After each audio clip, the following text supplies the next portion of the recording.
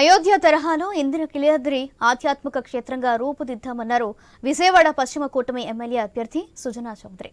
ముస్లింలకు హజ్ హౌస్ నిర్మాణం, ఎస్సీ ఎస్టీలకు చర్చిల నిర్మాణం ఇస్తామని హామీ ఇచ్చారు. వైసీపీ హయాంలో నియోజకవర్గంలో ఏ ఒక్క సమస్య పరిష్కారం కాలేదని దుయ్యబట్టారు. కొండ ప్రాంతాల ప్రజల జీవన ప్రమాణాలను పెంచుతామని, ఇది ధర్మం అధర్మం మధ్య జరుగుతున్న యుద్ధమని అభివర్ణించారు.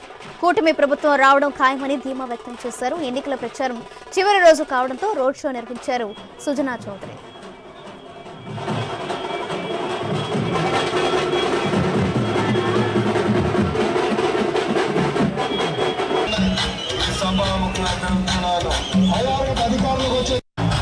కేంద్ర మంత్రిగా పనిచేసినటువంటి వ్యక్తి గారు ఈ రోజున కేంద్ర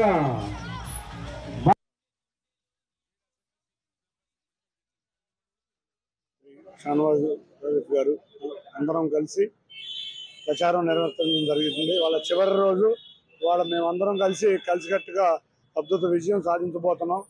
వాళ్ళ కూటమి అభ్యర్థులందరం ఘన విజయం సాధించబోతున్నాం. భారీ మెజార్టీ కోసం మేము చూస్తున్నాం, కానీ ఈ రోజు మా విజయం నిశ్చయమైపోయింది. ఈ విజయంలో కృషి చేసిన గౌరవ ప్రధాని నరేంద్ర మోడీ గారికి, పవన్ కళ్యాణ్ గారికి, మా అధ్యక్షులు వారు నారా చంద్రబాబు నాయుడు గారికి అందరికీ పేరు పేరున ధన్యవాదాలు. కేంద్ర మంత్రి షానవాజ్ గారు, భారతదేశంలో ఎన్డీఏ ప్రభుత్వం ఏర్పడుతుంది. ఇక్కడ ఎన్డీఏ ప్రభుత్వం ఏర్పడేది తథ్యం. పశ్చిమ నియోజకవర్గంలో మనకి ఉన్న ఇంద్రకీలాద్రి అమ్మవారి గుడిని, అమ్మవారి కొండని కూడా ఒక మంచి ఆధ్యాత్మిక క్షేత్రంలాగా తయారు చేసి, అయోధ్యలో బాలరాముడికి ఎలాగైతే కట్టారో, కొన్ని వందల సంవత్సరాల నుంచి వస్తున్న తిరుపతి దేవస్థానం ఎలా డెవలప్ అయిందో ఆ విధంగా దుర్గమ్మ తల్లిని కూడా డెవలప్ చేస్తూ పశ్చిమ నియోజకవర్గంలో హజ్ హౌస్ శంకుస్థాపన చేశారు చంద్రబాబు నాయుడు గారు. కానీ 5 సంవత్సరాల్లో ఏ ఒక్కటి ముస్లిం మైనార్టీకి ఏ ఒక్క పని చేయలేదు.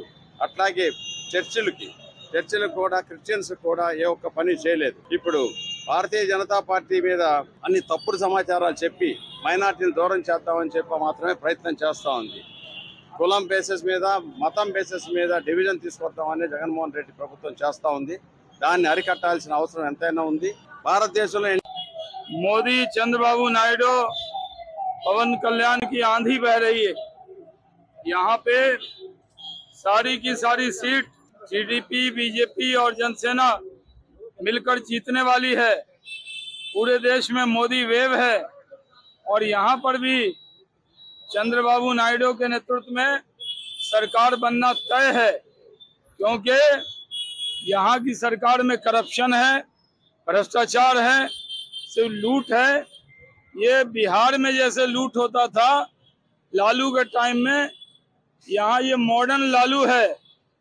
ये वैसे ही लूटने का काम यहाँ पे किया है। इसलिए पूरे देश की जनता तो साथ है।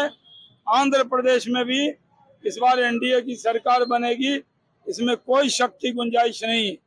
हम लोग यहाँ पर लोकसभा की भी सारी सीट जीतेंगे और विधानसभा में भी